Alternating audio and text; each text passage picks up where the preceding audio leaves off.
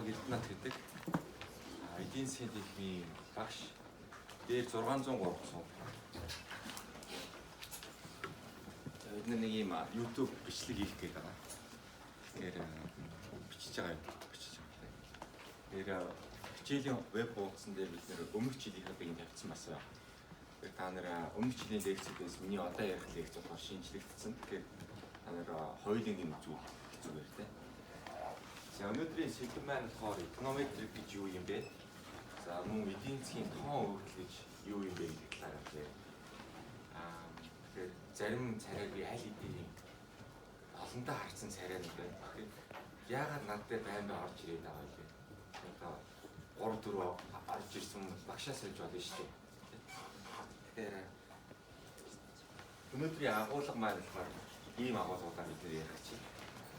Тэгэхээр бид хичээлийн зохион байгуулалтын талаар ярина. За дараа нь бид үндсэн 4 сэдвийн талаар ярина. За эхлээд эконометр гэж юу юм бэ гэдэг талаар ярина. За эконометрийг бид хичээлээ эмпирик судалгаа хийх зорилгоор судалдаг. Тэгээд эмпирик судалгааны дарааллынхаа тухай ярина. За дараа нь болохоор бид тоон өгдлийнхаа тухай ярина. Тоон өгдлөө бид 4 ангилдаг. Зэрэгцүүлсэн тоон өгдөл cross section гэж нэрлэдэг заримдаа. За хугацаан цаваа өгдөл за хамгийн их ашигладаг одоо шил миний мэрэгчсэн салбар болохоор энэ хугацаан цаваа өгдөлтөд ажилладаг юм хүн байна. За мөн нийлүүлсэн зэрэгцүүлсэн өгдөл pool гэдэг нь болохоор зэрэгцүүлсэн өгдлүүдийг cross section өгдлүүдийг хооронд нь нийлүүлсэнийг pool cross section гэж нэрлэдэг. За дараа нь бид нэр panel буюу longitudinal data гэж хэлдэг. Panel-ыг хөлгөн гэж орчуулж байгаа. За longitudinal гэдэг нь болохоор бид нэр газар зүйн хичээлээс бол уртраг гэдэг юм байна. За яагаад бид нэр ингэж нэрлэдэг талаар бид харж байна. За энэ хичээлийн магадгүй хамгийн чухал хэсэг нь бол хамгийн сүүлд байна. За энэ бол шалтгаан үр дагаврын causal effect ямар нэг юм шалтгаан үр дагаврыг бид нэр яаж хэмжих вэ гэдэг талаар юм. За энэ шалтгаан үр дагаврыг хэмжихэд бидний эдийн засгийн хичээл дээр их яригддаг. Макро микро дээр ч маш их яригдсан байх ёстой. Ceteris paribus гэсэн ойлголтын тухай одоо асуугчдуудаа өнгөрсөн. За ceteris paribus гэдэг нь юу гэсэн үг вэ?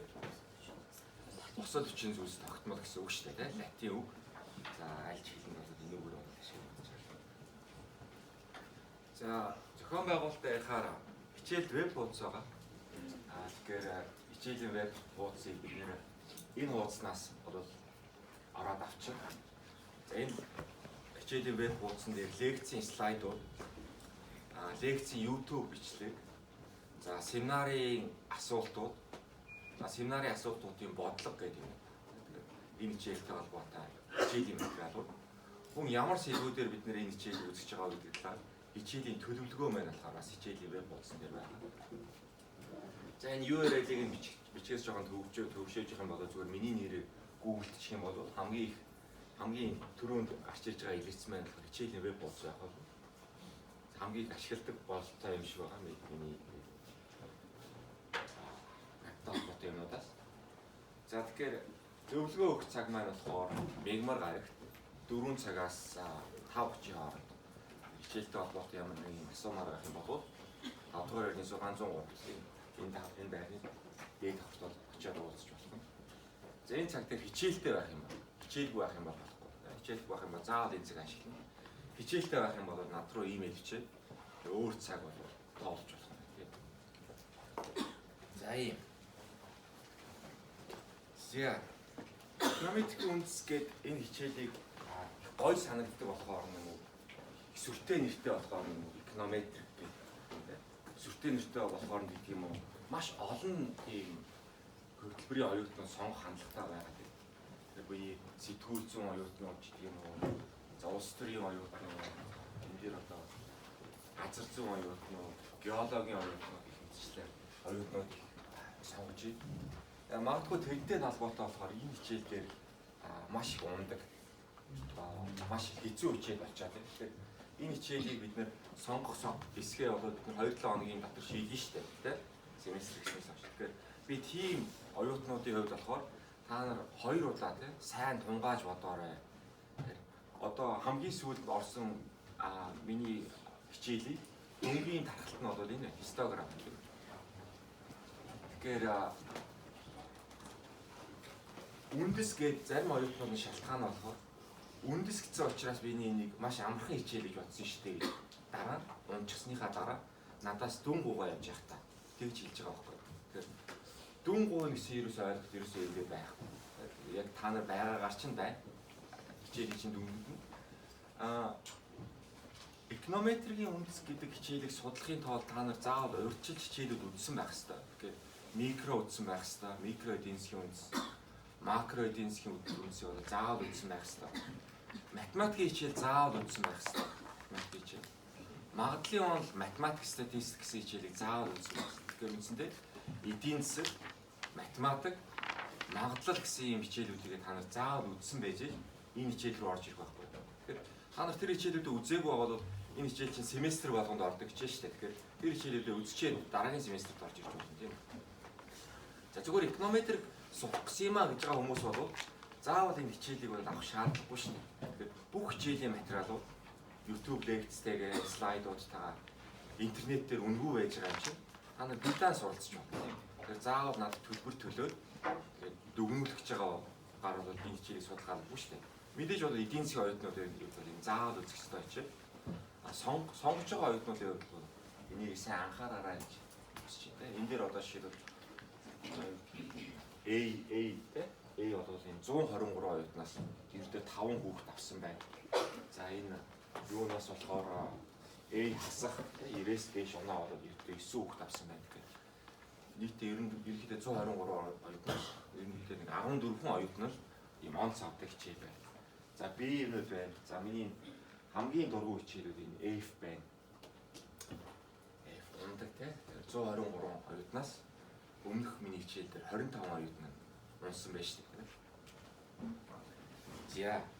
За ингээд хангалттай айлгсан гэж бодож байна тийм үү. Тэгэхээр унахж байгаа оюутнууд тийм сайн бэлтгэлгүй оюутнууд мөнгө хэмсэн дээр штэ чинь нэг хичээлийн кредит үн чинь өчнөө мөнгө штэ тийм. Тэгэхээр сайн бодож байгаа шийдвэр гаргаарай. За дараа нь хичээл дууссаны дараа бол надтай ямар ч асуудал байхгүй шүү. Би танарт хангалттай анхаарууллаа гэж бодож байна тийм. Хичээлийнхаа бараг 6-7 минутыг зарцуул. За хичээл рүү ор. За эконометрик гэж юу вэ гэдэг асуултанд бид хариулж байна. Тодорхойл. За эконометрик гэдэг бол математик, статистикийн хэрэгслүүдийн цуглуулга юм байна. Тэгэхээр бид нэр хөвчлэн эдийн засаг болон нийгмийн ухаанд өгөгдлүүдийг тайлбарлах шаардлагатай байна. Тэгэхээр бид янз бүрийн онолууд байгаа. Тэр онолууд маань үнэхээр зөв үгүй юу гэдгийг бид нэр шалгахын тулд математик, статистик хэрэгслүүд хэрэгтэй. Тэгэхээр энэ хэрэгслүүдийн цуглуулгыг бид нэр эконометрик гэж. За үүнийг ашиглаад бид нэр эдийн засгийн холбоо хамаарлуудыг хэмждэг. Яг хүчтэй хамааралтай юм уу? Сул хамааралтай юм. За бид нэр энийг тоогоор илэрхийлвэл энэ маань хил гэсэн үг үү? Бид нэр хэмжиж болно эконометрик ашиглаад. За сая хэлснээр эдийн засгийн онолуудыг шалгаж байна. Тэгэхээр маш олон тодорхой нэг зүй тогтолыг тайлбарлаж байгаа маш олон онолууд байж болно. Тэгэхээр тэр онолуудын аль нь яг үнэнд ойрхон юм бэ? Аль нь яг бодит амьдралыг тайлбарлаж чадж байгаа юм бэ гэдгийг болохоор эдгээр эконометрик ашиглаад шалгаж байна. За мөн хамгийн чухал хэсэг болохоор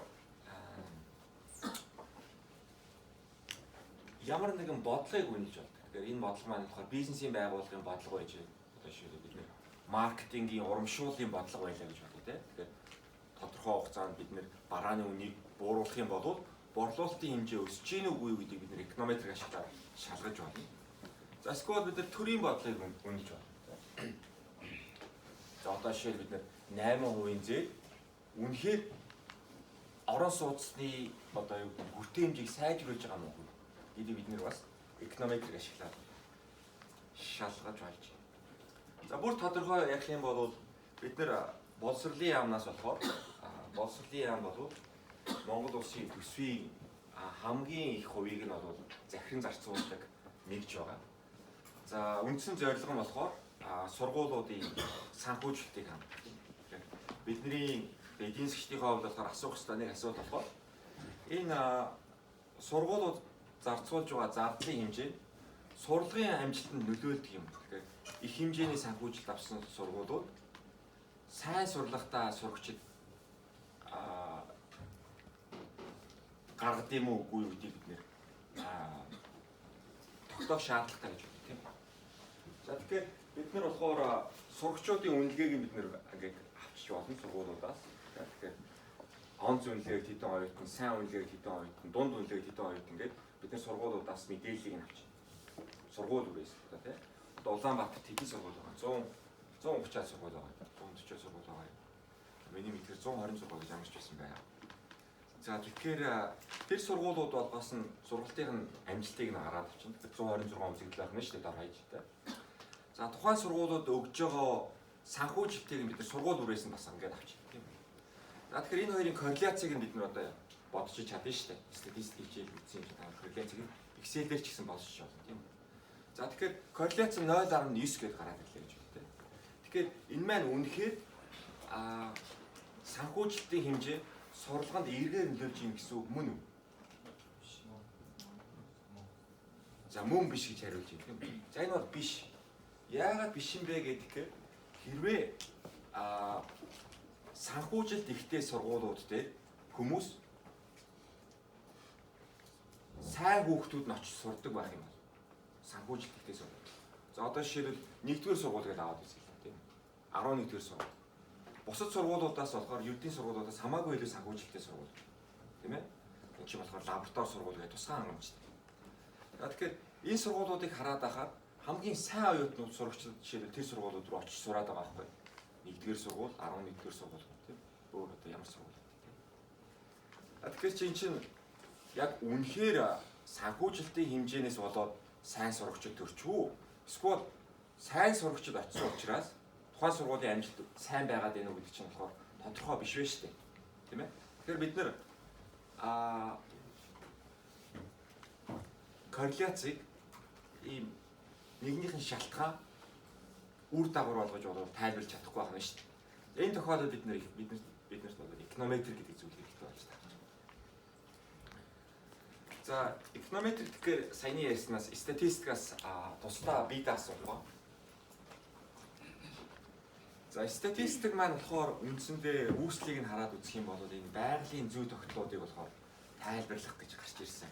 Тэгээ самсргүй үр дагавартай байгалийн зүй тогтолцоодыг тайлбарлах гэж гарч ирсэн шинжилгээ ухаан байна. За эконометр гэнээс юугаараа ялгаатай юм бэ гэдгээр бид нэр хүмүүсийг судалдаг. Бид нэр байгалийн юмс үзэгдэл биш. Хүмүүсийн үйл хөдлөлийг судалдаг. Хүмүүс хувь хүмүүс байж болж ий. Тэнд ажилладаг аж ахуйн нэгжүүд байж болж ий. Өөр одоо янз бүрийн нэгжүүдийн тухай та нар бодож байна тийм. Тэгэхээр ийм нэгжүүдийн онцлог нь юу юм бэ гэдгээр эдгээр болохоор стратегитэйгээр үйл хөдлөлийг хүмүүс болохоор зөвхөн хоёр хүн байлаа гэж бодоход хоорондын харилцаа дандаа стратегтэй. Одоо зүгээр би үр тариад тэгээд услаад тэгээд ургамал ургаж байгаа юм биш байхгүй. Хоёр хүн харилцаж ийн гэдэг бол стратегтэй. Аж ахуйн нэгжүүд ч гэсэн бас өөр юм гэсэн стратегтэй байгаа. Өөр юм гэсэн зорилготой, зорилгын функцтэй. За тэгэхээр одоо хоёр объект орж ийн гэхэд нэг нь нөгөөдөө шууд ингэж 100%-аар нөлөөлдөг гэсэн юм байна. Тэгэхээр хоёр субъект байх юм бол заавал бие биенийгээ харилцан үйлчилж үүссэн өгдлийг бид судалдаг болж таарч. Тэгэхээр энэ маань цэвэр статистикийн арга техникээс илүү тийм боловсронгуй арга техник бидний хэрэглэх шаардлагатай байна. За өгдлийн хувьд хянагддаг орчинд үүссэн өгдлийг бид нэр туршилтын өгдөл гэж нэр. Тэгэхээр бид нэр янз бүрийн суулгац тавьж байгаа тийм. За тэгээд бүгдэнд нь адилхан одоо нэг үр хийгээд. За тэгээ бид нар болохоор ондоо хэмжээтэй бордоо хийгээд. За тэгээд ингээд адилхан хэмжээгээр услаад ингээд туршилт хийлээ гэж байна тийм. Тэгэхээр тодорхой хугацааны дараа сарын дараа ч юм 2 сарын дараа бид нэр ургацсныхаа хэмжээгээ хэмжиж үзье тийм. Шугам барьж байгаа. Хэдэн сая бид нар ургаж байгаа. За энийг болохоор туршилт гэж нэрлэж байгаа. Статистикт ялангуяа байгалийн ухаанд бид нэр ийм туршилтаас гарч ирсэн өгөгдөл бол судлагдах юм бол. За ийм төрлийн өгөгдөл болохоор нийгмийн ухаанд маш хол. Тэгэхээр одоо энэ чинь ёс зүй боломжгүй болчихж байгаа байхгүй. Тэгэхээр би одоо та нарын хувьд болохоор туршилт хийж болохгүй шүү дээ. Би нэг оюутанд нэг цаг хичээл заачаад за одоо чи дараагийн хичээлээс ороод ирж болохгүй шүү. Нөгөө нэг хичээлд нь би нөгөөд нь хоёр хичээл заачаад за би дараагийн хичээл чамайг оруулахгүй шүү. За өөр нэг хичээлд нь би нэг оюутныг бүтэн тий 16 7 хичээлдээ суулгаад за дараа нь би шалгалтынхаа шалгалтаа аваад тэгээд оюутнуудынхаа дүнг ингээд хэмж би туршилт хийнэ гэдэг чинь техник гэсэн үг шүү дээ тий. Миний одоо хичээл заасны үр нөлөө нь үнэхээр байгаа юм уу шалгалтын нөлөө шалгалтын дүнд үр нөлөөтэй юм уу гэдгийг би шалгахын тулд тийм хэмжээний тийм төрлийн туршилт хийх хэрэгтэй байна тий. Тэгээ энэ бол мэдээж боломжгүй. Ихэнх нийгмийн одоо харилцаанд болохоор ийм туршилт хийх боломжгүй. Туршилтын өгөгдөл болохоор маш ийм гоё тансаг.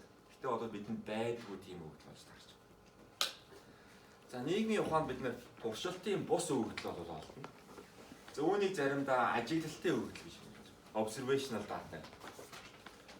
За эдгээр өгөгдлийг бид нэр хувь хүмүүс, аж ахуйн нэгжүүд, сургуулиуд гэх мэт нэгжүүдийн үр дүнг пассив хэлбэрээр бол цуглуулж гаргаж байна. Тэгэхээр бид нэр одоо энэ жоохон муухай онцгой дата байна, онцгой өгөгдөл байна. Тэгэхээр би дахиад туршилтаа яваад арай айтайхан өгөгдөл гаргаж авъя гэдэг туршилт хийж болохгүй байх нь шүү дээ. Тэгэхээр би зүгээр юу ажилласнаа түүнийгээ л бүртгэж авах. Тэгэхээр бид нар болохоор надад дата бүртгэх ганц боломж авах нь шүү дээ. Давтаа байж болохгүй тийм. За тэгэхээр эконометрикчд болохоор зөвхөн тийм ажиглагчийн үүрэгтэй. Оролцогч биш. За ажиглагтаас гаргаж авсан өгөгдлөөсөө бид нар яг юу болоод өнгөрчих вэ гэдгийг энэ бол тогтоох тийм зорилготой. Тэгэхээр бид нар өгөгдлөөс яг юу болсон юм бэ? Бодит амьдрал маань дээр яг юу болчихсон юм бэ гэсэн зүй тогтлыг гаргаж авах тийм сонирхолтой.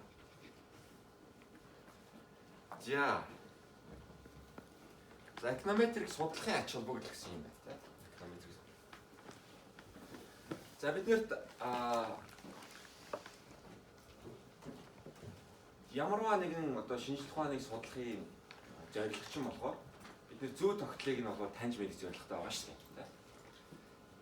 Энд одоо философи хичээл үзсэн болоод ертөнцийн зүй тогтол гэж юм байна. Яагаад энэ зүйл болж байгаа юм бэ? За энэ зүй тогтлыг маань тайлбарладаг хамгийн чухал хэсэг нь болохоор онолууд байна.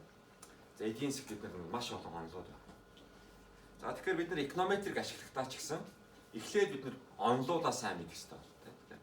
Энэ зүй тогтлыг тайлбарладаг ямар онолууд байна юм. За тэгэхээр онолуудаа хэмжих, онолуудаа шалгах гэж бид нар эконометрик шаардлагатай болно. За хоёрдугаарт бид нар болохоор ямар нэгэн бодлого хэрэгжүүлэх гэж байгаа гэж бодъё. Тэр бодлогын маань үр дүн нь болохоор тодорхой бус байж болно. Тэгэхээр бидэрт нэг онол байж болно те. Одоо жишээлбэл бид нэр мөнгөний нийлүүлэлтийг хэд их хэмжээгээр бос хүчин зүйлс тогтмол байхад мөнгөний нийлүүлэлтийг нэмэгдүүлэх юм бол инфляц үүснэ. Эдийн засгийн онол байна шүү дээ. За тэгэхээр энэ онол маань болохоор яг хэдийн хэмжээгээр инфляц үүсгэх юм болохоор мэддэг. Тэгэхээр одоо бид нэр мөнгөний нийлүүлэлтийг 2 дахин нэмэгдүүлчих юм бол инфляцийг хэдэн хувиар нэмэгдэх. Одоо жилийн инфляц нь одоо гэдэг нь 11% байж исэн ба энэ маань яг 13% болох юм уу? 23% болох юм уу? Тэр нь бол онол бол хийж өгөхгүй байна шүү дээ. Тэгэхээр бид нар эконометрик яг хэдэн хувь нэмэгдэж байгааг нь болохоор хэмжих боломжтой байна гэсэн. За мөн бид нар прогноз гэдэг зүйлийг болоод хийх шаардлагатай байна. Тэгэхээр одоо бид нар цаг уурын прогнозын тухай бол бид нар сайн мэднэ те. Маргааш ямар цаг гартай байх. Түүнтэй адилхан бид нар эдийн засгт прогноз хийдэг. Тэгэхээр одоо дараа сарын инфляц хэд байх юм? Дараа сарын хүүний хувь хэд байх юм? За шинээр баригдаж эхлэх орон сууцны тоо яг дараа сард хэд байх гэдэг юм.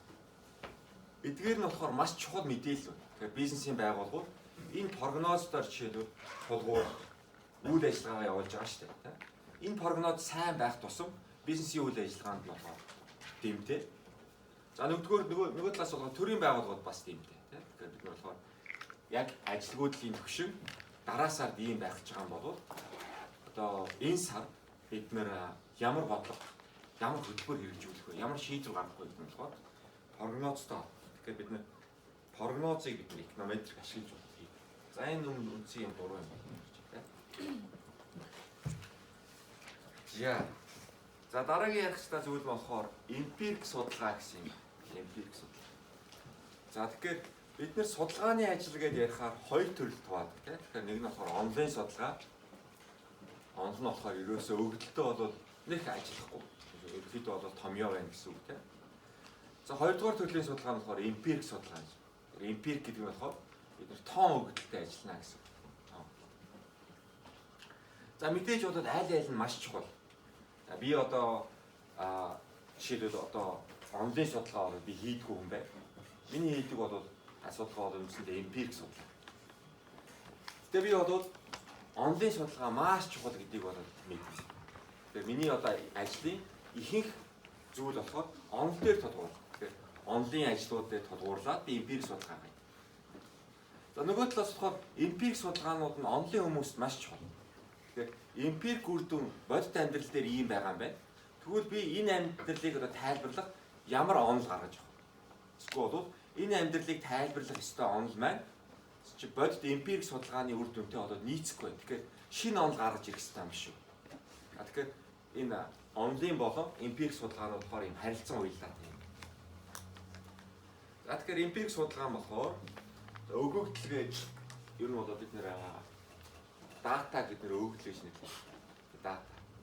Зарим тохиолдолд бид бүр тодорхой тоон үг мэдээлэл гэж нэрлэж байна. Тоон мэдээлэл. Тооноо цуглуулна гэсэн. За тэгэхээр би энэ хичээлдэр болохоор аль аль нь хэрэглээд яваад гэж магадгүй тийм.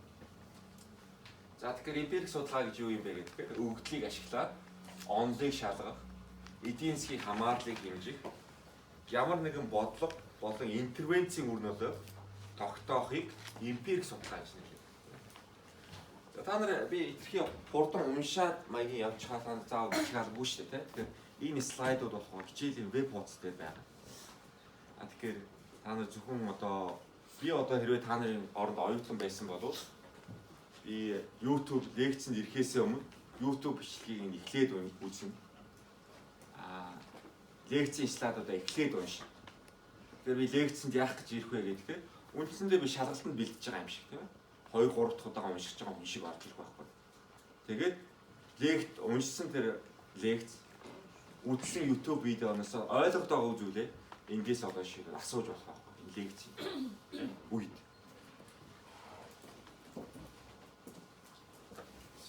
За тэгэхээр эконометрик болвол үндсэндээ статистик аргачлал ашиглав. За тэгэхээр бид нар болохоор яг цэвэр статистикаас бол өөрийн гэсэн онцлогтой болгоод аргуудыг хөгжүүлсэн.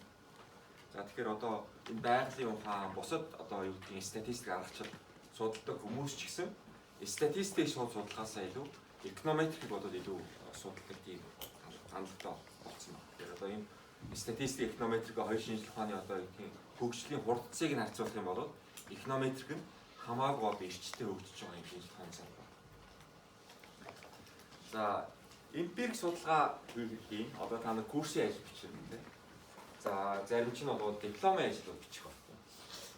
За ихэнх оюутнууд бол мэдээж эмпирик ажил. Бакалаврын диплом дээр та нар онлайн ажил бол бичнэ гэж маш ховор тийм. За эмпирик ажлын дараалал нь юу юм бэ гэхээр бид нэр асуултаа бол маш тодорхой юм. Тэгэхээр яг юуг хариулах гэж байгаа юм бэ? Ямар асуултанд хариулах гэж байгаа юм? За жишээ нь лекцэнд суух нь. За лекцэн дээр та нар өнөөдөр би бүртгэсэнгүй тийм. Лекцэн дээр суух нь бол маш чухал. Энэ дээр бол жишээлбэл асуулт маань болохоор лекцэн суух нь оюутны эцсийн дүнд эргээр нөлөөлдөг үү? Дунджаа. Огт лекцэн суудаг мөртлөө шалгалтын дээр бол 100 авчдаг хүн байж болно. Байж болно. За 100% лекцэн дээр суудаг мөртлөө шалгалтын дээр унждаг хүмүүс бол байж болно. За гэхдээ би дунджаар ярьж штэ тий. Дунджаа лекцэнд сайн суух юм бол дунджаар өндөр оноо авдаг уу? Олон хүмүүс бүлгүүдийн дунджийн тухай ярьж байна. За тэгэхээр би лекцэн дээр бүртгэр. За энэ семестрийн турш нэг 4 5 бүртгэх ба. Хизээ бүртгэхгүй бол санамсаргүй байх юм тийм. Санамсаргүй. Тэгээ та нар 7 хоног болгоны 3 дахь би бол бүртгэж магадгүй. Бүртгэхгүй ч байж магадгүй байна шүү дээ. Санамсаргүй. Үр дүн нь болохоор 2 байж л байна. Бүртгэн. Тэгвэл бүртгэхгүй. Хоёрхан үр дүнтэй санамсаргүй өсөж байна шүү дээ. Миний бүртгэх гэдэг байна л дээ.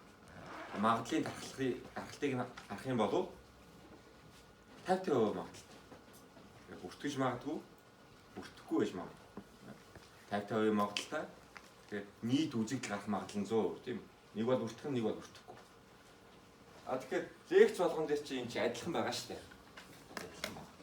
Тэгэхээр санамсаргүйгээр бүртгэх нь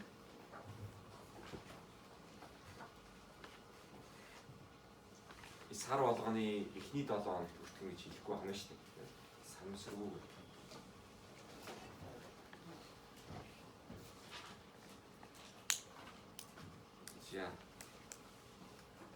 За эсвэл бол өөр нэг асуудал байх юм бол гэмт хэргийг бид нэр шийтгэдэг тийм ээ. Тэгэхээр шийтгэл нь хатуу байх тусам гэмт хэргийн гаралт нь буурд юм уу, бага байд юм уу, үгүй юу? Тэгэхээр асуулт маань болохоор маш тодорхой байна шүү дээ. Тэгэхээр бид нэр эмпирик судалгаа нь болохоор бүх ертөнцийн бүх юмс үзэгдлийг тайлбарлах тийм судалгаа байж болохгүй. Тийм. Тэгэхээр бидний эмпирик судалгааны зорилго бол үндсэндээ юм ганц асуултаар хариулж өгч явах. Үнэхээр тийм үү үгүй юу? Тэрийг бид нэр өгдлөөс гаргаж авах. За ямар нэг хоёрдугаар асуулт нь болохоор ямар нэгэн асуудлыг судлахтаа бид нэр эхлээд эдийн засгийн загвар ашиглана. За эсвэл бол эдийн засгийн онолтчийн тийм загвар байхгүй бол ямар ч байсан эдийн засгийн үндэслэлтэй тийм харилцаа гаргаж байна. Мэдээж эдийн засгийн онолууд бол маш олон байгаа. Маш олон онолууд жишээлбэл хувь хүний шийдвэр гаргалтыг тайлбарладаг. Маш олон онолууд болохоор хүмүүс болохоор ханамжаа максимумчлахын тулд тийм ээ шийдвэр гаргадаг гэж байгаа шүү дээ тийм. Бид нар бол хэдэн цаг ажиллах, хэдэн цаг суралцах нь болохоор бид нар нийт амьдралынхаа туршлагаар цуглуулах ханамжийг максимумчлах зорилгоор бол та нар одоо шийдвэр гаргаж байна. Яагаад та нар энд сууж байгаа чинь болохоор та нар өндөр орлоготой болохыг хүсэж байгаа. Өндөр орлоготой болоод сайхан амьдрахыг хүсэж байгаа. Үндсэндээ бол чинь ханамжтай ч холбоотой байна шүү дээ. Зарим тохиолдолд тийм онол бол байхгүй тохиолдол бий. Тэр тохиолдолд та нар ямар нэг юм тийм концепцийн хувьд болохоор ийм үнэмшилтэй, ийм үндэслэлтэй тийм загвар гэдэг нь болохоор тэгштгэлийн тухай яриад шүү дээ. Тийм зүйлээс удаад эхлэх хэрэгтэй. За жишээгээ байж тийм үү? Жишээлбэл Гари Бейкер гэж хүн байна. За 1992 оны Нобелийн шагналт хүн байна. За тэр хүний 1968 онд хэвлүүлсэн ажил нь болохоор гэмт хэрэг болон шийтгэл гэсэн ажил. Яагаад хүмүүс гэмт хэрэг хийдэг? За энэ гэмт хэрэгтэй болохоор гэмт хэрэг хийх эсрэгт нь болохоор шийтгэл ер нь ямар гэдэг юм бэ? За энийг нь болохоор уул нь бол эдийн засгтай нэг холбоотой асуудал биш юм шиг тийм. Гэхдээ энэ хүн болохоор эдийн засгийн талаас нь энийг бид тайлбарлана.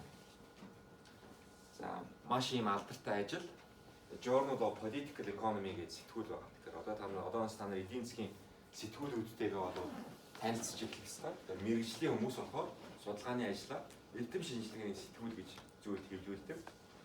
За Journal of Political Economy гэдэг нь болохоор эдийн засгийн шинжилгээ ухааны топ 5 сэтгүүлийн нэг болж таарч. Тэгэхээр эдийн засгийн хувьд одоо жишээлбэл миний хувьд миний мөрөөдөл юу вэ гэдэг бүх эдийн засгийн хувьд багтж байж байна. Таамаг ч гэсэн их ба. За миний судалгааны ажил ийм топ сэтгүүлүүд хэвлүүлдэгсэн гэсэн тийм мөрөөдөлтэй байна. За энэ хүн юу хийсэн бэ гэхээр энэ ажиллаараа гэмт хэргийн үйлдэлийг болохоор гэмт хэрэгтэн байж болох хүний хэн ч гэсэн гэмт хэрэгтэн болж болно шүү дээ. Тэр хүмүүсийн ханамжаа максимумчлах зорилгоор хийж байгаа үйлдэл гэж бол зааварчилсан байна. За тэгэхээр тэр хүн юу хийсэн бэ гэхээр хувь хүний хууль бус үйл ажиллагаанд зарцуулсан цагийн зарцуулах цагийг нийлүүлэлтийн функцийг бол гаргаж ирсэн байна. Тэгэхээр гэмт хэрэг үйлдэхүү үгүй юу гэдэг нь болохоор эрэлт нийлүүлэлтийн хуулиар зохицуулагдана. Эдийн хэмжээний гэмт хэрэг үйлдэх нь. Тэгэхээр мэдээж бол гэмт хэрэг хийх юм бол өвчтэй хүмүүс бол маш хэмжээний орлого ч гэдэм үү ямар нэгэн олж олно шүү дээ. Тийм зорилгоор гэмт хэрэг хийж байгаа шүү дээ. Тэр нь болохоор гэмт хэрэг хийх бол эрэлт нь. Одоо жишээ над мөнгө хэрэгтэй байна. Тэгэхээр би одоо хүн дээр юм гэх юм бол хэдийн хэмжээний мөнгө олно. За эсвэл авилга авах юм бол хэдийн хэмжээний мөнгө авна. За эсвэл бол одоо юу гэх юм өөр нэг төрлийн гэмт хэрэг хийх юм бол би хэдийн хэмжээний орлого олох боломжтой. Тэгэхээр гэмт хэргийг эрэлт маань болохоор тэндээс гарна. Гэмт хэрэг хийх нийлүүлэлтийн функц нь хаанаас гарч ирэх юм бэ гэх юм болохоор энэ хүн бол анх гарч ирсэн. За тэгэхээр одоо гэмт хэрэг судалдаг хүмүүс болохоор энэ судалгааны ажлыг бол маш их хардаг. Хүний гэмт хэрэг хийх сэтэл нь болохоор яг юунаас ямар хүчин зүйлсээс хамаардаг юм. Та нар юу гэж бодож байна?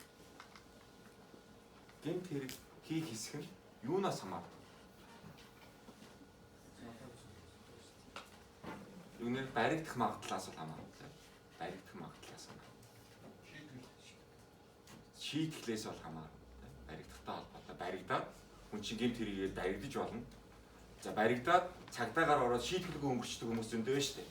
Баахан явж ирсэн аа. Одоо манай авилгачдыг ярих юм бол тийм тохиол маш их байна. Нэг уул нь бол аятайхан авилгач баригдлаа гэж сайн мэдээ сонсогддог. Одоо харамсалтай нь болохоор явж байгаа дараа нь шийтгэлгүй өнгөд өнгөрчдөг. Шийтгэл бас.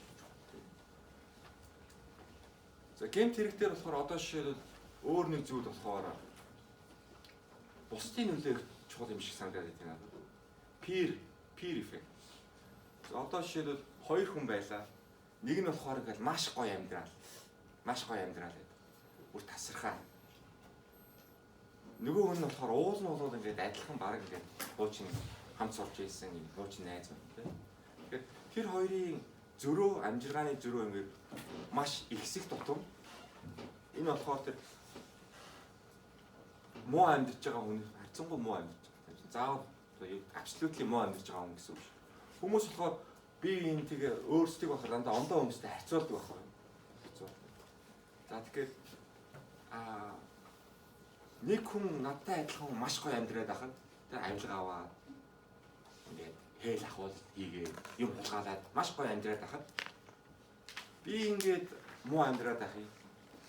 Тэгэхээр тэр хүнд болохоор энэ зөрүү их байх тусам гэмт хэрэг хийх болов сэтэл нь болоод улам ихсдэг. Энэ хүн болохоор өчнөө ахуул аваад авилга аваад зүгээр яваад байх юм байна шүү дээ. Тэгэхээр би яагаад болдгоо би ч гэсэн хүн шүү дээ гэсэн. Тэгэхээр тэгш ус байдал муу адил. Орлогын тэгш ус байдал өндөртэй байгаа тохиолдолд гэмт хэрэг болоод өндөр гардаа гэсэн тийм эмпирик судалгаа нь бас маш их байгаа. Одоо жишээлбэл Латин Америкийн улсууд Мексикэд аваад үзэх юм бол орлогын тэгш ус байдал бол маш юм. Орлогын тэгш байдлыг юугаар хэмждэг вэ? Жиний коэффициент тийм. Жиний коэффициент маш өндөртэй улсууд болохоор гэмт хэрэг бол маш өндөр. Тэгэхээр одоо юу гэдэг нь зүгээр тэрэнд болохоор жирийн иргэд нь бас их өртчээд байдаг. Одоо жишээлбэл Мексикт одоо хүүхдүүд хулгайлах эсвэл хүн хулгайлах гэмт хэрэг бол маш баян хүмүүс ихтэй. Ядуу хүмүүсүүд нь бүр ихтэй.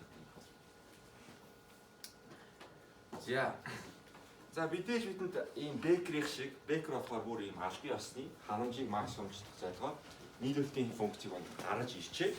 За түүн дээрээ тулгуур судалгааны ажил хийж байна. За мэдээж бид нар тийм бекер шиг тийм мундаг биш. Нобелийн шагнал авсан юм байна шүү дээ. Мундаг биш байж болно те. За тэгэхээр бид нар бол заавал тийм албан ёсны эмпирик судалгаа хийх болгоно. Заавал чи албан ёсны онолтой байх хэрэгтэй гэдэг шаардлага бол тавигддаг. За жишээлбэл бид нар ийм ажлын байран дээрх сургалтын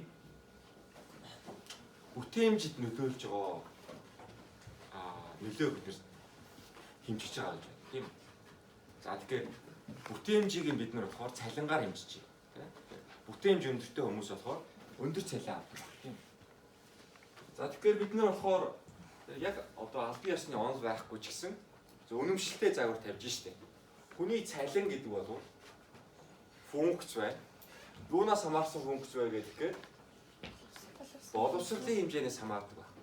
Хүний цалин болохоор өндөр боловсролтой байх тусам магадгүй өндөр цалин авдаг байх тийм. За XP гэдэг нь болохоор туршлага гэх. Ажлын туршлага өндөртэй хүн болохоор дөнгөж ажил орсон хүнээс болоод магадгүй өндөр цалин авдаг баг. За мөн энэ тренинг гэсэн юм байна тийм.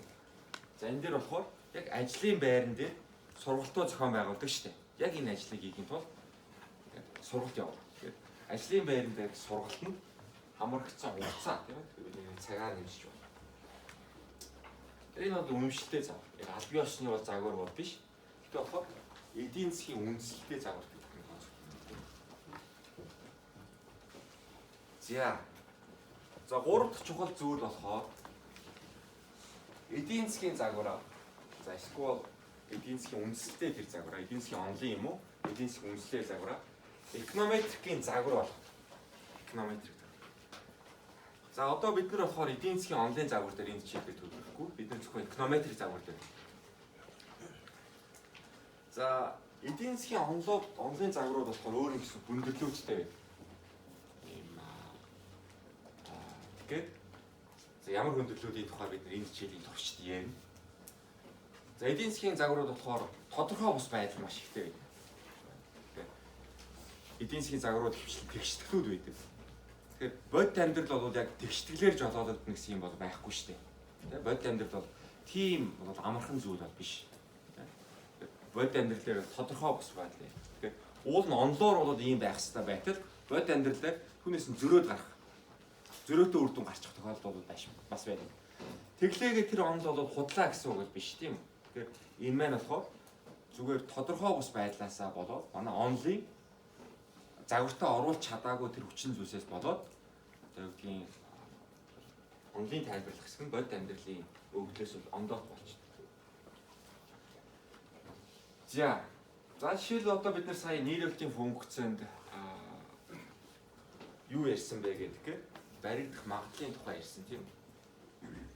Тэгэхээр эконометрик загвараа ашиглаад одоо бид нар яг энэ баригдах магадлалыг яаж хэмжих вэ гэдгийг бол хариулж байна.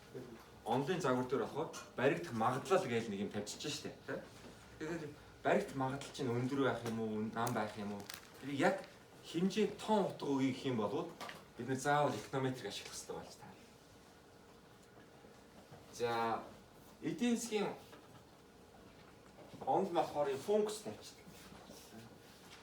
За цалин болвол за ийм хөвсгчүүдээс хамаарсан функц байна. Гэтэл чи функц гэдэг чинь өөрөө бол хязгааргүй олон төрлийн юм байгаа шүү дээ. Шуман функц бай, квадрат функц бай, логарифм функц бай, тий? Шуман бус функцүүд бай. Тэр онл болохоор үндсэндээ яг ямар функц байхын талаар нь болохоор хариулт өгөхгүй байж магадгүй байна шүү дээ. Тэгэхээр бид нар ямар төрлийн функцтэй байна вэ гэдгийг нь болохоор ямар төрлийн функцийн хамааралтай байна вэ гэдгийг болохоор эконометрик загварын шүрэнд бол шийднэ. Тодорхой бус байдлыг нь алга болгоно.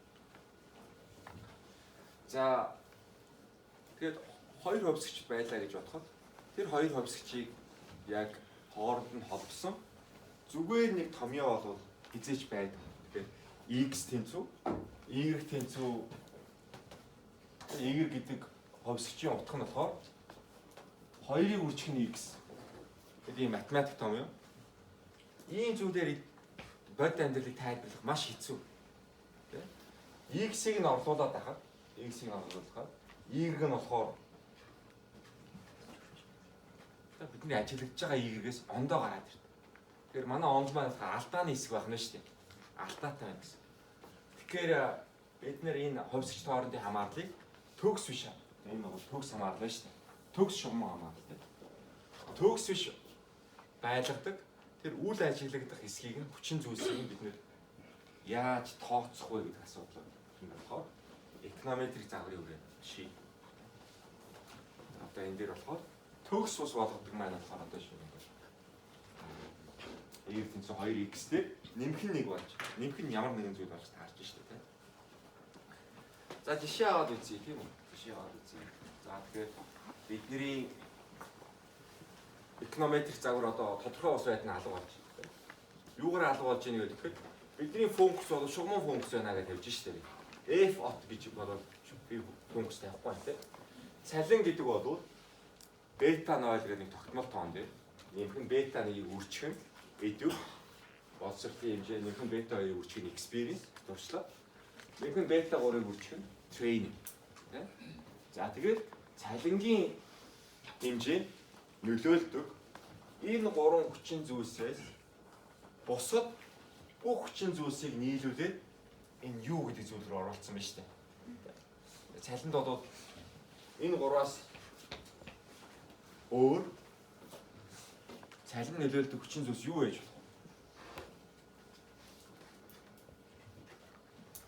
Ямар нэг юу вэ? Санал байна. Цалинд өөр юу нөлөөлдөг?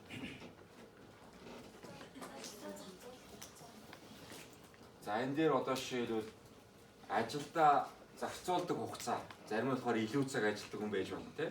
Зүгээр 8 цаг ажиллаад гарчдаг. Тэгэхээр илүү цагийн мөнгө магадгүй авч болно шүү дээ. За өөр юу вэ? А? Нас. За нас.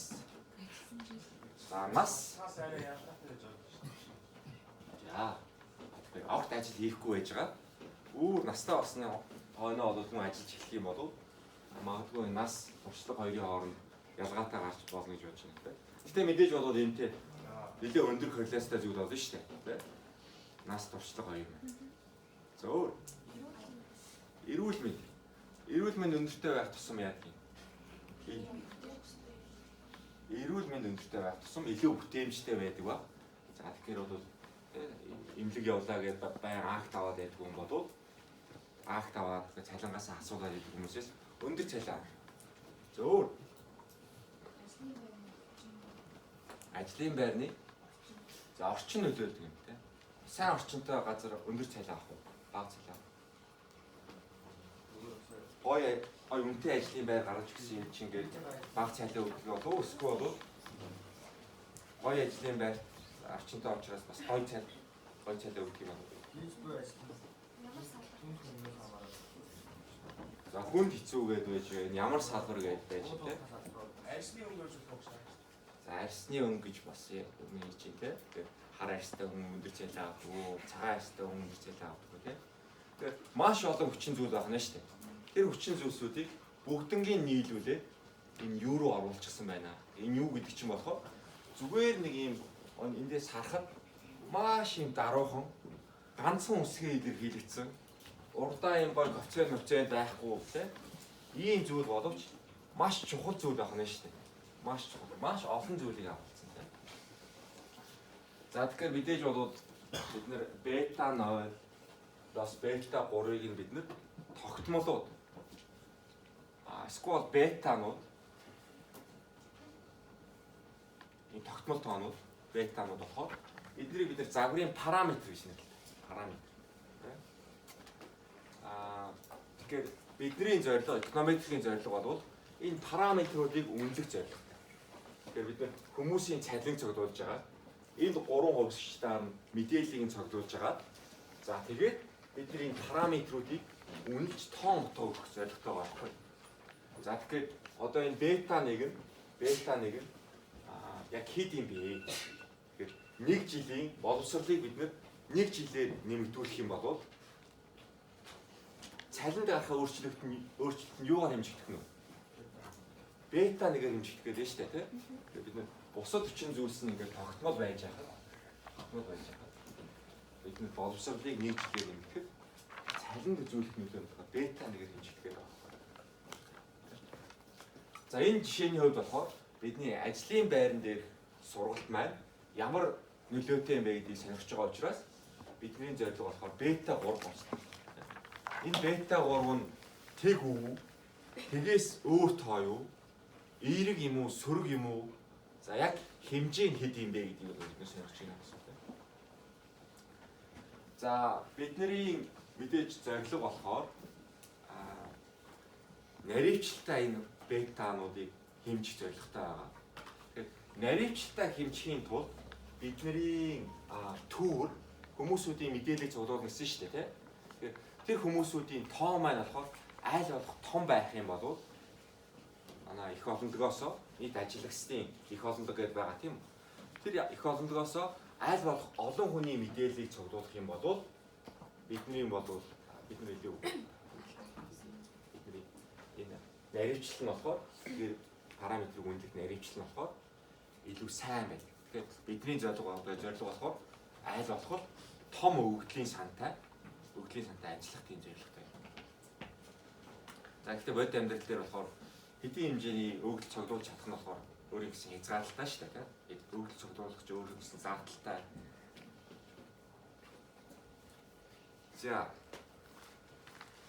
За энэ юу гэсэн хэсгийг бид нэр алдааны хэсэг гэж нэрлэдэг. Эрэтэр. Тэгэхээр яагаад алдаа гэдэг юм бэ гэдэг. Уул нь гоё ингээд шугамн функц байж ятал шугамн хамаар байж байгаа, төгс шугамн хамаар байж байгаа. Ийм төгс бус болгож байгаа учраас бид энийг алдаа гэж нэрлэж штэ. Төгс хамаарлаас төгс бус болгож байгаа учраас үнийг алдаа. За эсвэл зарим тохиолдолд энийг өдөөгч disturbance гэж нэрлэдэг. Тэгэхээр уул нь гоё ингээд шугамн хамаар тогтвортой хамаарал байж байгаа. Үүнийг болохоор гажуудуулаад байгаа учраас энийг disturbance гэж. Зарим тохиолдолд shock гэж нэрлэдэг.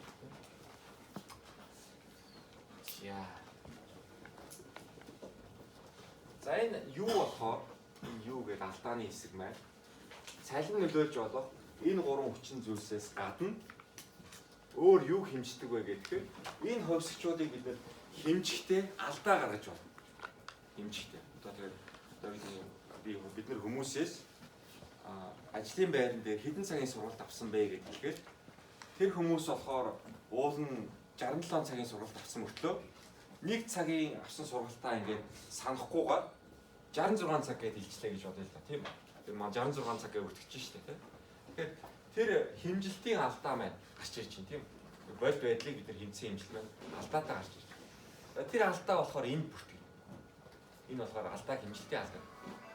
Зарим хүмүүс болохоор цалин гэж хэлдэг тийм үү.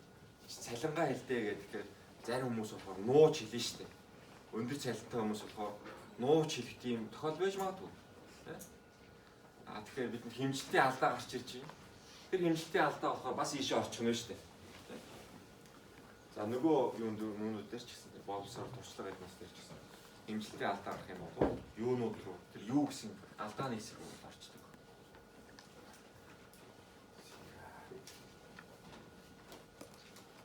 За тэгэхээр дүгнэлт хэлэх юм бол бид нэр статистик аргачлал ашиглан. За мөн нөгөө талаас бид нэр өөрчлөл ашиглан. За тэгээ бид нэр параметруудыг үнэлнэ. За параметруудын талаар таамаг шал.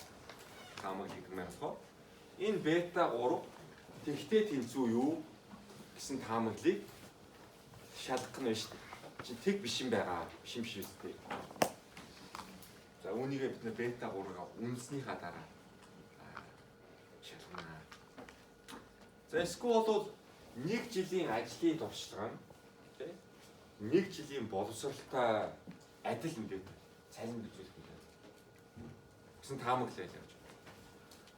Та нарынхаар үнэмшлэгээ таамаглал уу? Үнэмшлэхгүй таамаглал. Тэгэхээр би одоо 15 жилийн туршлагатай байж байгаа. 16 жилийн туршлагатай болно гэж бодъё тийм үү? Миний ажлын туршлага нэгээр нэмэж штэ 1 жилээр нэмэж. Тэгээ миний цалинд өөрчлөлт гарах байна. За тэгжээснаа би 7 жилийн боловсролтой байж яснаа 8 жилийн боловсролтой. Энэ боловсрол гарч байгаа өөрчлөлт болохоор 1 жилийн боловсролтой байж боловсрол байна тийм үү? Тэгэхээр энэ хоёрын цалинд үзүүлэх нөлөө нь адилхан байх болов уу? Аль нь илүү байх вэ та нарынхаа? За боловсрол нь болохоор туршлагаас илүү нөлөөтэй гэж ярьж байна. Өөрөөр бодож байгаа юм байна. За тэгэхээр энэ болохоор туршлага нь боловсролоос илүү чухал шүү дээ гэсэн юм байна. Тэгэхээр бидэрт болохоор таамаглал дэвшүүлж байна. За энэ болохоор яг тодорхой бол биш шүү дээ. Тэгэхээр бид энэ таамаглаа статистик арга ашиглаад шалгах нь.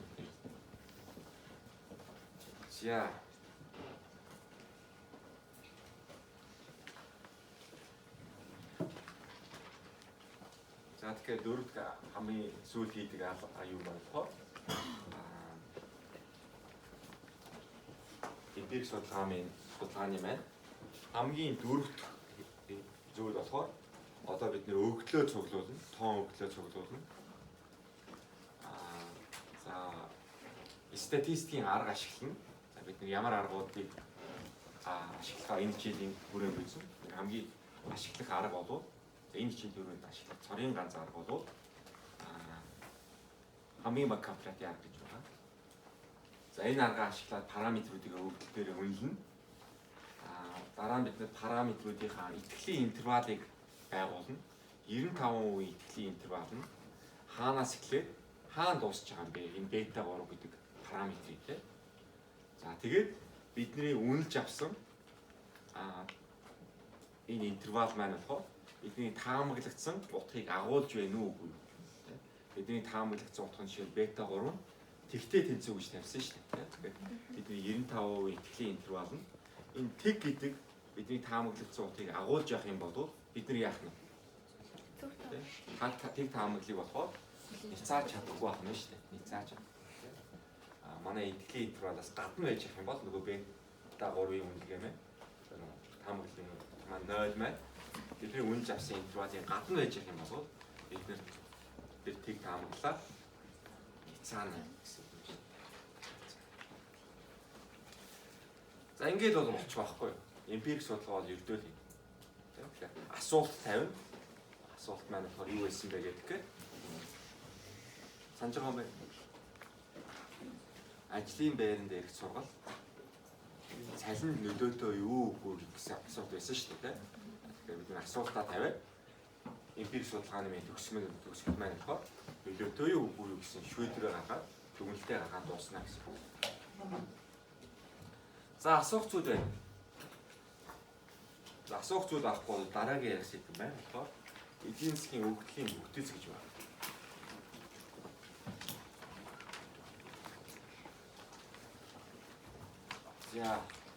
За бид нэр түрүүн хэлснээр хичээлийн хэлснээр дөрвөн төрлийн өгөгдөл байгаа.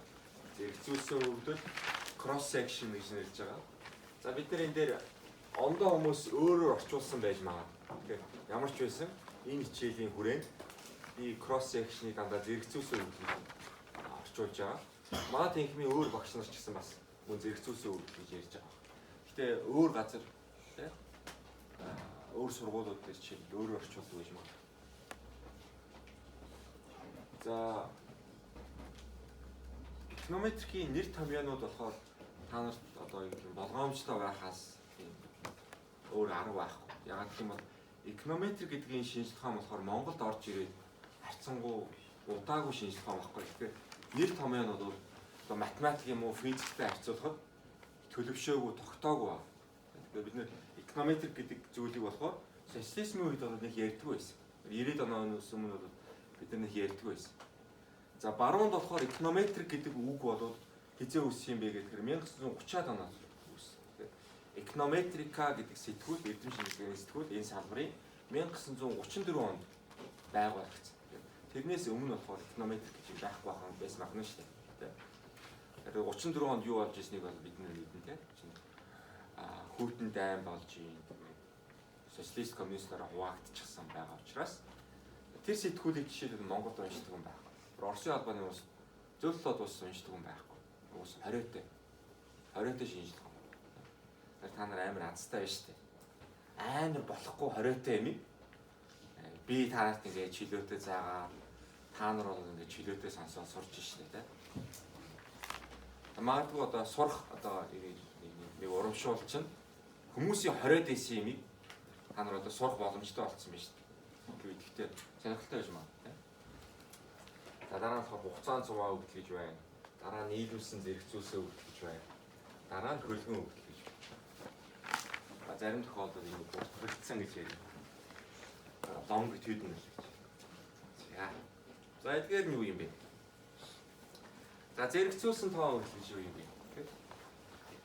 Хугацаа нэг үед хувь хүмүүс, өрхүүд, аж ахуй нэгжүүд, сургуулиуд гэх мэтчлэн нэгжүүдээс авсан төвөрийн үр дүнд үүссэн өгдлийг бид зэрэгцүүлсэн үргэлж cross section. Ийм тоон үргэлжлийг хвчлэн санамсаргүй төвөрийн аргаар авч явдаг. Санамсаргүй гэдгийг бол бүгдээрээ ойлгох нь тийм. Ийм төвөрийн хувьд болохоор өгөгдлийн дис тараал нь чухал биш. Дис тараал. Тэгэхээр алийг нэгдүгээр өгөгдөл, алийг хоёрдугаар өгөгдөл гэж ирэмлэх нь бол ямар ч хамаагүй байна тийм. За Монголд хийдэг Монгол цуглуулга зэрэгцүүлсэн тоо өгөгдлийн жишээ болох юм бол жишээлбэл манай техникийн багш нарын хийдэг төвөр байсан. Бараг зарим оюутнууд энэ төврийг авахд, төвөр судалгааг авахд оролцдог баг тийм. Оюутнуудыг ажилуулдаг судалгаа байна. Сонсоогүй бол алтан цэцэг, соёлмаа гэх багшаас асууж болтой. Мөнгө аваад мөнгө аваад оюутнуудаар ажил хийдэг байна. За манай үндэсний статистикийн орооноос гаргадаг хийдэг төвөр байна. Өрхийн орлого зарлалын судалгааны төвөр жил болгон ямар ч гэсэн жилээр байж 2006 оны төвөр гэж юм тийм. За мөн манай төрийн байгууллагуудаас хийдэг, статистикийн байгууллагуудаас хийдэг Улаанбаатар хотын ядуур шилжих хөдөлгөөний судалгаа гэх юм. Ийм судалгаанууд болохоор санамсаргүй төвөртэй болохоор хүн амаас санамсаргүйгээр суглаад мэдээллийн цуглуулдаг байна шүү дээ. За санамсаргүй төвөр гэдэг маань юу вэ гэдгийг эндээс сануулж байна тийм. Их олонлогийн гишүүн бүрийн төвөрт багтах магадлал нь ижлэх нь. Тэгэхээр одоо би энэ ангиас төвөр авлаа гэж бодох юм бол би нэг аяхан босглоо гэх юм бол босгоод юм асуулаа гэх юм бол би санамсаргүйгээр 10 оюутнаас асууя гэж бодъё тийм. Төврийн хэмжээ минь 10 байлаа гэх юм бол би хинээс асуух магадлал нь бүх оюутнуудын хувьд адилхан байна шүү дээ. Тийм. Би хэнийг ч асууж байна тийм. Тэгээ би зөвхөн эрэгтэй оюутнуудаас асууна гэсэн үг биш байх нь. Эрэгтэй эмэгтэйгээс 50% магадлалаар асууж байна. Зөвхөн эхний игнэний оюутнуудаас асууна гэсэн юм байхгүй байна шүү дээ. Бүх игнэнүүдээс асуух магадлал бүгдээрээ адилхан. Бүх оюутнуудын төвөрт орох магадлал нь адилхан байх юм болов. За тэгээд хоёр дахь чухал хэсэг нь болохоор төвөрлөгдсөн нэг объект болохоор бусдаасаа тусгаар төвөрлөв. Тэгэхээр би нэг оюутнаас асуучаад дараагийнхаа асуултаа яг хажууд нь сууж байгаа оюутнаас бол асуухгүй байна шүү дээ. Тэгэхээр би эндээс нэг оюутнаас асуусан бол дараагийн төвөрлөгдөх оюутан маань шал ондоо газар сууж иж магад. Тэгэхээр би бол заавар эхлээд нэг оюутан асуун, дараа нь хажуудахыг асуун, дараа нь өөр газараас асуун, мөн хажуудахыг асуун гэсэн тийм зүй тогтол байхгүй байна шүү дээ. Тэгэхээр энэ төвөрлөгдсөн объектууд нь болохоор биеэсээ тусгаар. Та нар одоо гэдгийг шуудаан дотор бөмбөг хийжээ нэг нэгээр буцаалтайгаа төвөрлөж гэсэн үг болж таарна шүү дээ. Буцааж авчаад.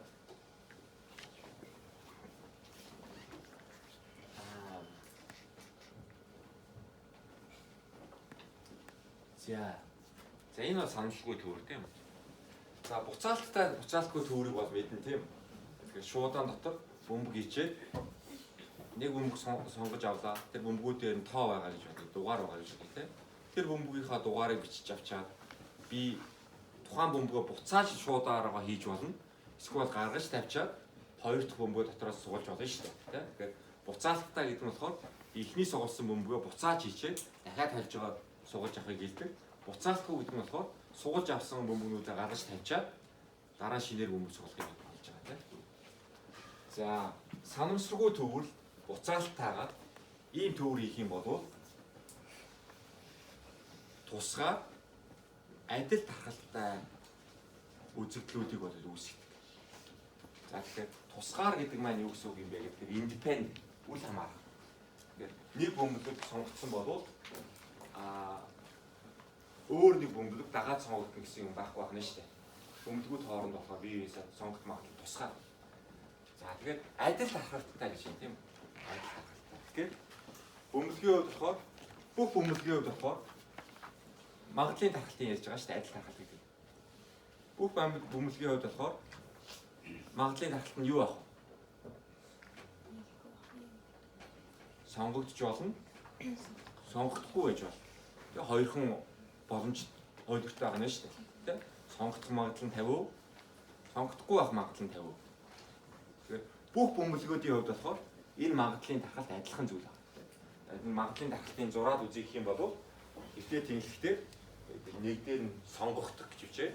Нөгөөх дээр нь сонгогдохгүй байх нь хоёр боломжтой тий. Тус өрийнх нь хистограммыг тавих юм бол 50-50% ийм адилхан өндөртэй хистограмм зохино шүү дээ. Ойлгомжтой тий. Тэгэхээр бид нар санамсаргүйгээр тусгаар байдлаар бид нар төв үүсгэх юм бол бүгдээрээ адилхан тархалтай магадлалын тархалт. Ойлгомжтой тий. За ийм санамсаргүй төвөр бол маш их чухал. Тэгэхээр санамсаргүйгээр цуглуулсан төвөрл их олонлыг төлөөлөх чадвартай. За итгэж байна даа. Би одоо энэ оюутнуудаас энэ ангид сууж байгаа тий 130-аад оюутнаас над бүртгэлтэй 130-аад оюутнаас би зөвхөн эрэгтэй оюутнуудыг сонгож аваад санал бодлыг сонсчоод тэр санал бодол нь болохоор энэ ангийн төлөөллөө гэж хэлж болохгүй шүү дээ. Тэ? Би зөвхөн нүдний шилтэй оюутнуудаас нь юм асуучаа. За энэ ангийн оюутнууд болохоор ингэж бодож байна гэж хэлж болохгүй байна шүү дээ. Тэгэхээр бид нар зөвхөн самсгүйгээр энэ ангид сууж байгаа бүх хүмүүс миний төвөрт хамрагдах магадлал нь адилхан байхад төвөр хийчээ юм асуучаад тэгснийхаа дараа болохоор би за энэ бол энэ ангийн үзэл бодол юм аа гэж хийж болох нь шүү дээ. Тэ? Ойлгомжтой тийм үү? За жишээлбэл энэ дээр их сургуулийн оюутнуудын их олонлыг төлөөлөх зорилгоор бид 500 оюутнаас асуулт авсан гэх юм тэ. 500. Мэдээж болоод их сургуулийн оюутны тоо ч юм болов хэд вүлээ? 15 бараг 15 мянга байгаа гэж байна чинь тэ. Тэгэхээр бид нар 15 мянган оюутнаас юм асуух гэдэг чинь маш их зардалтай. Тэгэхээр бид нар их олонлогоо төлөөлөхгээ төвөр аав. Төврийн хэмжээ маань болохоор 500 оюутан байна шүү дээ. За тэгэхээр бид нар 500 оюутнаа санамсаргүйгээр заавал төвөрлөх хэрэгтэй байна.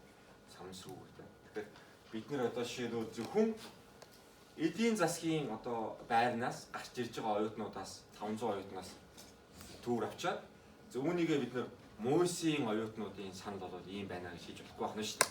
Тэ? Жишээл бид нар одоо зөвхөн бакалаврын оюутнуудаас 500 оюутнаас санал асуучаад за мөн бид нар энэ бол мөсийг төлөөлөх төврээ гэж бас хийж болохгүй байна шүү дээ. Магистр, доктор гэдэг оюутнууд байгаа юм чинь.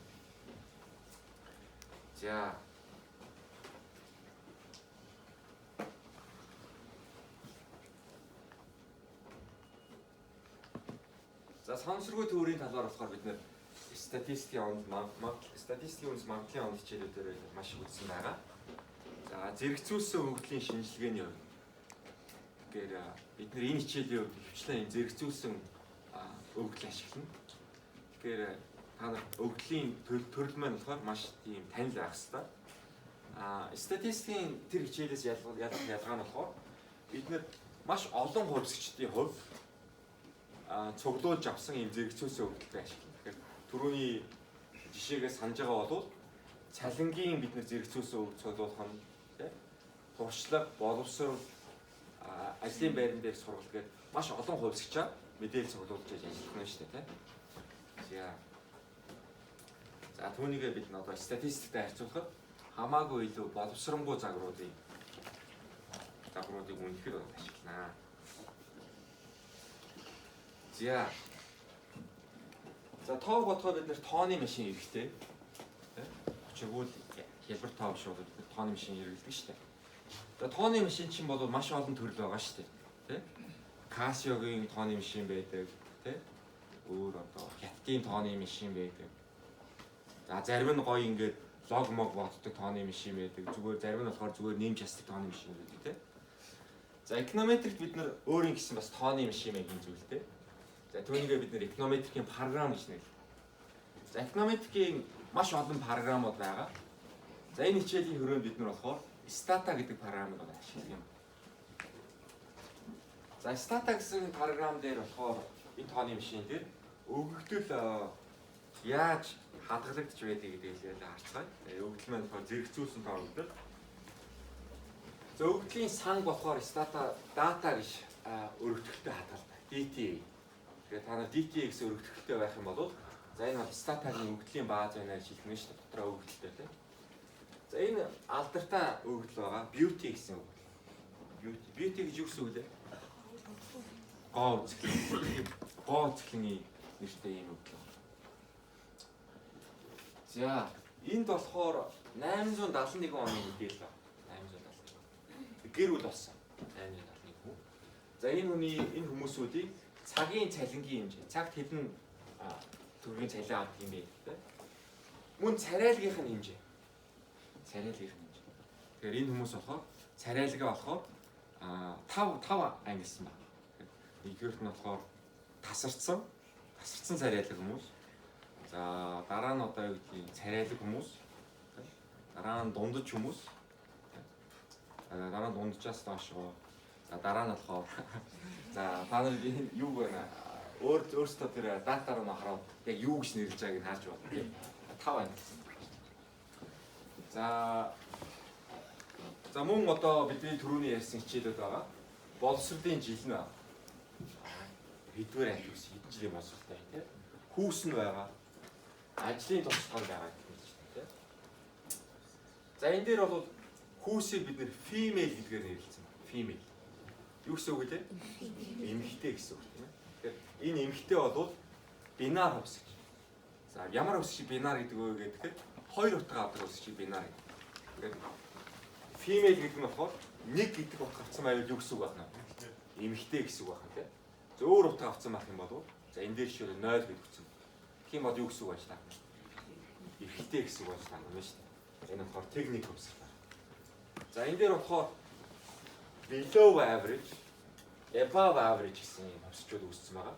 Энэ хувьсгчуудыг бид нэр Lux гэсэн энэ хувьсгчтэй тулгуурлаад үүсгэсэн байна. Lux гэдэг нь болохоор 5 шаталтай гэж ярьсан шүү дээ. 5 шаталтай тийм. За тэгэхээр below average гэдэг болохоор доотлын 2, above average гэдэг нь болохоор дээдлийн 2 шатлын юм байна тийм. За дундаж гэдэг нь болохоор 3 дугаар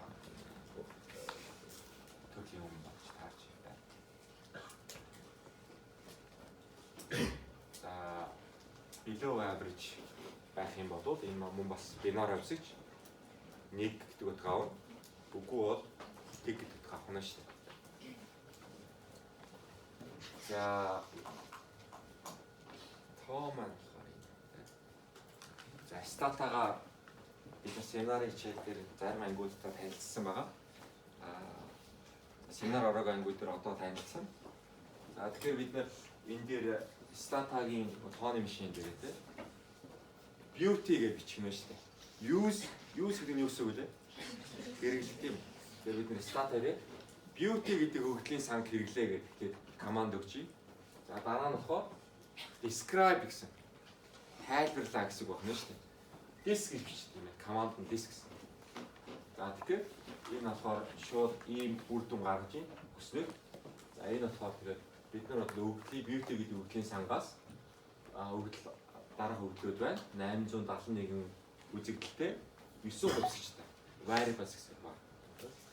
За нийт санах хойд болохоор энтийн хэмжээний зай ажиллаж байгаа. За тэгээ энэ дээр болохоор хувьсгчдын нэрмээр байж юм. Салин, female, looks, educ, experience, log wage. Яагаад бид салингаас log авч байгаа нь болохоор дараагийн хичээлүүдээр яригдана. За below average, above average, experience square.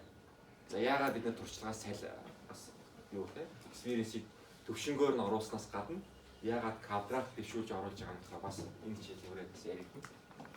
За энэ дээр ард нь болохоор стата болохоор ямар хувьсчүүд юм бэ гэдгийг тайлбарлаж байна те.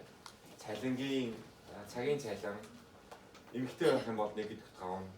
За looks гэдэг харагдах байдалтай 1-ээс 5 гэдэг утга авч байгаа. Хэдэн жилийн боолсон хэдэн жилийн туршлагатай. За цагаас цалингаас ч лог авчихсан нь.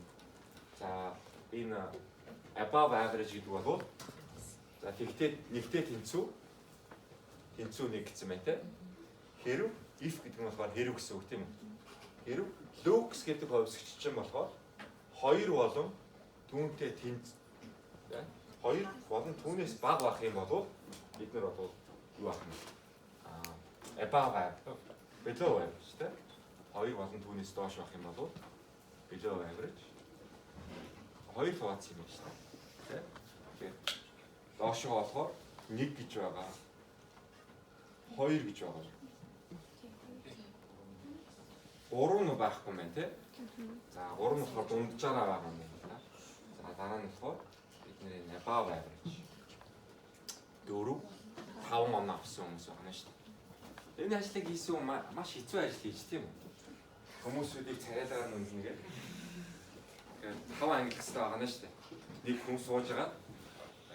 За одоо энэ хэмжлээ ингээд тоо бичих юм тийм үү? Жохон хэцүү ч гэсэн болоо боломжийн. Хүмүүсийг царайлаг усаар нь хийж чадна юм шүү дээ. Чадахгүй. Би ямар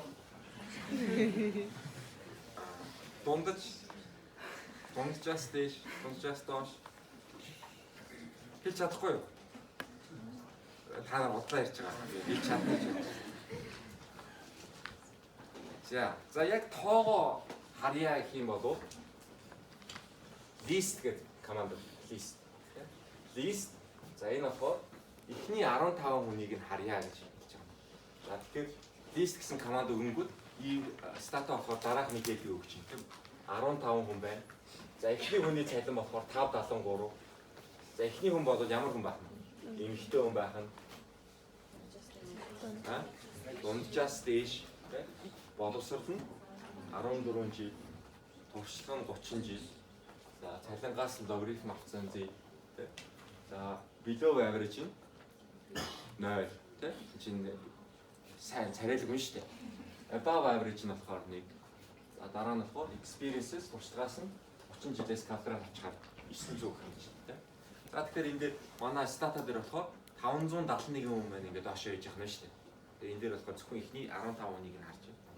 За энэ дээр дараа л чухал биш гэсэн тийм. Дараа л чухал биш. Бид нар одоо 2 дугаар хүнийг 1 дээр тавьсан уу, 1 дугаар хүнийг 7 дээр тавьсан уу ямар ч хамаа авахгүй байна шүү дээ.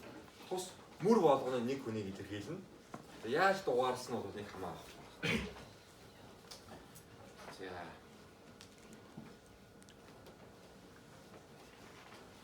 За тэгэхээр сая дөнгөж хэлжлээ. Зэрэгцүүлсэн өгөгдлийн хувьд болохоор дараалал болж чадчихгүй биш.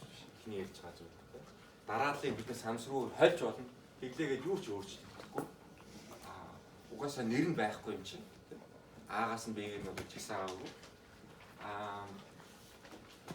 За зарим зэрэгцүүлсэн өгөгдлийг бид нэр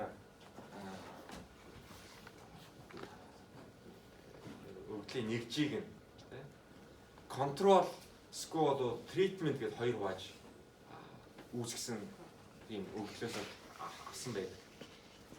За тэгэхээр одоо туршилт маань өгөгдөл маань болохоор нөгөө туршилтын өгөгдөл байж таахна шүү дээ. Хяналтын гэдэг нь болохоор контрол. Тритмент гэдэг нь болохоор эмчилгээний гэж боддог. Эмчилгээ.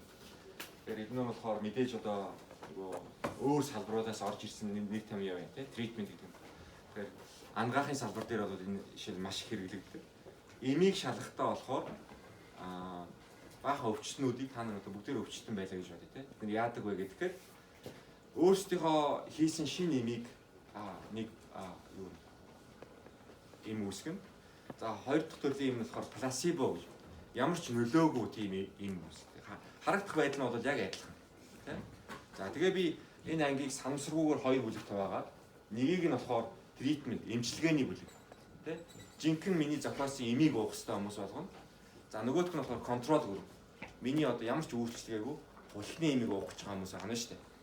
За энэ эмүүдээ өгчөөд хоёр бүлэгтээ санамсаргүйгээр сонгож байгаа тийм бүлэг үүсэж байгаа өгчөөд дараа нь би болохоор аль хүмүүсүүд нь нас орсон бэ гэдгийг нь хоёр бүлгээс эмчгэнэ шүү дээ. Тэгэхээр миний одоо тритмент бүлгийн хүмүүс нь амьд гараад бүгдээрээ амьд гараад нөгөө хүмүүсүүд нь бүгдээрээ нас орсон байх юм бол миний юм болов төгс юм болж таарж штэ. Тэгэхээр энэ нэр том юм болохоор энэ ангаахын туршилтаас үүдэлтэй юм гэж.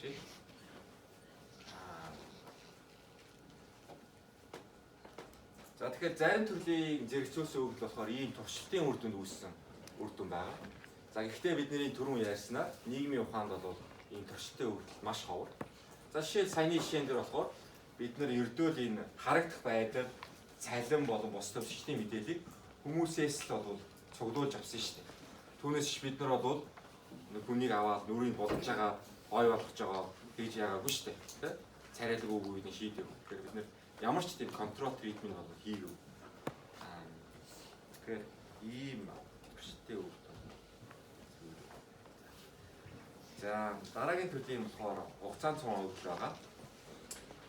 За нэг юу гэсэн үг юм бэ гэхээр нэг буюу хэд хэдэн өсөж явахыг цаг хугацаагаар өгсөн үйлчлэгийг бид хугацаанд цуглуулж ярьдаг.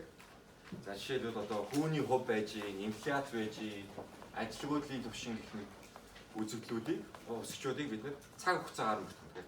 Тэгэхээр 1990 онд ямар байсан, 91 онд ямар байсан, 92 онд ямар байсан гэх мэт 2018 онд ямар байсан гэх мэт цуглуулчих юм бол хугацаанд цуглуулж болно.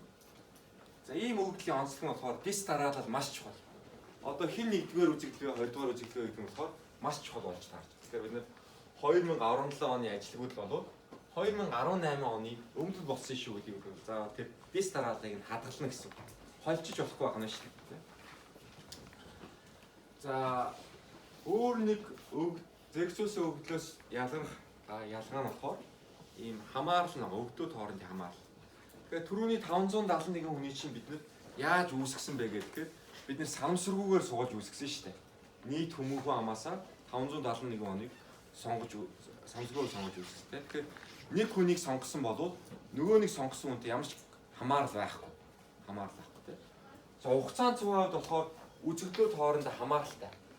За тэгэхээр 2018 оны дотоодын нийт дээгдэхүүн болоод 2019 оны дотоодын нийт дээгдэхүүний талаар мэдээлэл өгнө. За шууд 2018 оны дотоодын нийт дээгдэхүүн 11 тэрбум Америк доллар байлаа гэж боддог тийм үү. Тийм бол 2019 оны дотоодын нийт дээгдэхүүний хэд байх вэ гэдэг нь болохоор үүнээс хамаарах нь шүү дээ. Гэт 300 тэрбум доллараар болчихгүй байх нь шүү дээ. 2018 онд 11 тэрбум байсан юм чинь. За өсрөөл нэг 13 эсвэл доошгоо 9 гэдэг ч юм уу. Тэгэхээр 18 оны үр дүн өнгөрсөн болов ирээдүйдээ болоод нөлөөлөх юм тийм. За энэ баримтыг бид нар бол хүндлэх ёстой. Энэ хугацаанд цаа өгдөг. За заримдаа бол энэ хамаарал бол маш өндөр байдаг. Өнөөдөр юу болсон? Өчигдрөөс бол маш хамаарал. Үзэгдлүүдийн хоорондын корреляц маш өндөр байна гэсэн үг таарч байна шүү дээ. За хугацаанд цугаан өгөгдлийн хувьд болохоор бас өөрийн гэсэн онцлог байгаа. За хамгийн эхний онцлог болохоор чиг байна. Англиар болохоор тренд. Тэгэхээр дотоодын нийт дээгдэхүүнийг харах юм бол хугацаанд цугааг нь харах юм бол 1990 оноос 2018 оны өгөгдөл байж байгаа шүү дээ. Тэрийгээ бид нэр харах юм бол за бодитыг нь харъя. За эдгээр ингээд дээшээ доошоо жоохон хилбэлтсэн боловч ерөнхий чиг нь болоод ингээд өссөн байна. Тэгэхээр хугацаанд цугаан өгөгдлийн хувьд болохоор ийм чиг бол гэдэг зүйл бол маш чухал. За тэгэхээр энэ чиг нь яг шугамн чиг юм уу эсвэл бол тийм эсвэл квадрат функц маягтай чигтэй юм уу гэднээс гэдэг нь болохоор маш чухал. За ийм чиг гэсэн ойлголт болохоор түрүүний төрлийн датанд ерөөсөө байхгүй. Зэрэгцүүлсэн өгөгдлийн хувьд хамаагүй. Хугацаанд цугаан өгөгдлийн хувьд болохоор бүртгэж авах давтамж бас маш чухал. Тэгэхээр жилийн давтамжтай байж болно, сарын давтамжтай байж болно, удирдлагын давтамжтай байж болно. Одоо энэ хувьцааны зах зээлийн өгөгдлүүд болохоор бүр өдрийн давтамжтай. Топ 20-ийн Монголын хөрөнгийн биржээс Ахбуу компани хувьцааны мэдээлэл, ханшийн мэдээллийг авах юм бол өдрөөрөө бүр гарч байна. Хаалтын ханшин. Тэгэхээр давтамж чухал. За давтамжаас хамаарат өөр шанин зүйл гарч ирдэг. Удирдлагын хэлбэлцэл гэдэг зүйл гарч ирдэг. За жилийн давтамжтай биш болвол хугацаанд цугаан жилийн давтамжтай биш болвол үргэлж удирдлагын хэлбэлцэл гэдэг зүйл бол байна. За жишээл шинээр баригдаж байгаа барилгын тоог бид нэмжиж байгаа бол барилгын ажил өвөл зогсчдөг. 100 ажил дулаархаар ажилтдаг юм чинь бид нэр сараар хэмжиж байгаа бол өвөл нь болохоор 0 болчих нь шүү дээ. Тэ? Тэгээд дулаархаар бол өсчдөг. Энэ маань болохоор жил болгон давтагдана шүү дээ. Өвөл болгон 0 болно. За ямар ч дотор заслууднаас нь явагддаг л баг та. Тэгээ бол газар ухаад шинээр барьж байгаа байшингууд бол 0 болно шүү дээ. Газар хөлдчих юм чинь 0 болоо тэгээд дулаархаа бол эргээд сэргээл эрэг таахгүй. За энийг бид нэр улирлын хэлбэлцэл гэж нэрлэдэг. За Монгол улсын эдийн засгийг судлахад улирлын хэлбэлцэл болохоор маш чухал. Тэгээд бид нэр хэлбэлцлээ. Бизнесийн хэлбэлцэл, улирлын хэлбэлцэл гэдэг хоёр байна. Тэгэхээр Монгол улсын хувьд болохоор жишээ дотоодын нийтлэлийг хараад үзэх юм бол улирлын хэлбэлцэл нь бизнесийн хэлбэлцлээс хамаагүй том. Хамаагүй том. За тэгэхээр хугацааны цаг хугацааны чиг болон улирлын хэлбэлцлийг зөв ойлгох нь бол маш чухал. За одоо шийдэл энэ Philips-ийн мөрөг гэж макро эдийн засгийн хичээлээр ярьсан бас. Тийм үү? За шийдэл Philips-ийн мөрөг Америкийн Philips-ийн мөрөг гаргаж авахд ашигладаг мэдээлэл хугацааны цуваа мэдээж байж байна. За энэ дээр болохоор статуудаар бас байж байгаа. Би шил use Philips гэж нэрлэж байна. Philips-ийн мөрөөгөө өгдлийг дуудаж байна. За дараад нь би болохоор describe гэж бичиж байна. S гэж бичнэ. За тэгээ ямар хувьсчуудаа би харахыг хүсэж байгаагаа бичнэ. Тэгээ бид нар жилийг бичиж байна. Ан эм гэдэг нь болохоор ажилгүйдтэй инфляци. Philips-ийн мөрөг чинь болохоор ажилгүйдлийн инфляцийн хамаарлыг харуулдаг онлайн загвар шүү дээ. За тэгэхээр энэ дээр бол ингээд хувьсчууд маань байж 1948 оноос 2003 он байж байгаа. За энэ болохоор ердийн иргэдийн ажилгүйдлийн хувь. За нөгөө инфляци гэдэг нь болохоор хэрэглээний үнийн индексдэг процент хэрэг хувь гэдэг юм. Процент хэрэг өөрчлөгдсөн байна. За харагдах байдал нь ийм. Омууд нь байж ажилгүйдлийн инфляци маань гэж. Монголын хувьд ч гэсэн мөн адилхан харагдаж шүү дээ. Мэдээж бол энэ тоонууд нь хамаагүй өндөр таагаа. За ерөнхийдөө бол хугацааны цуваа бүгдийн статуудаар хадгалагдж байгаа хэлбэр нь ийм. За нийлүүлсэн зэрэгцүүлсэн өгөгдөл гэж байна. Энэ болохоор зэрэгцүүлсэн өгөгдлийг хугацаа өөр дахиад цуглуулахыг бид нийлүүлсэн зэрэгцүүлсэн өгөгдөл гэж байна. За жишээлбэл бид хүн амаасаа 1990-2002 онуудад мэдээлэл цуглуулчаад түүнийгээ дараа нийлүүлчих юм бол энэ маань зэрэгцүүлсэн нийлүүлсэн өгөгдөл гэж байна. За тэгэхээр ийм өгөгдөл ямар асуудыг шийдэхэд тусалж болох вэ гэхээр жишээлбэл бид нар их сургуульд суралцахын цалинд үзүүлэх нөлөө цаг хугацаагаар өөр байсан эсхийг тогтоож болно шүү дээ. 1990 онд их сургуульд сурах нь цалинд ямар нөлөөтэй байсан? 2000 онд, 2010 онд өссөн юм уу буурч байгаа юм. Ийм төрлийн асуултанд хариулах гэж байгаа бол бид нэр зэрэгцүүлсэн нийлүүлсэн зэрэгцүүлсэн өгөгдөлтэй болно гэж байна. За.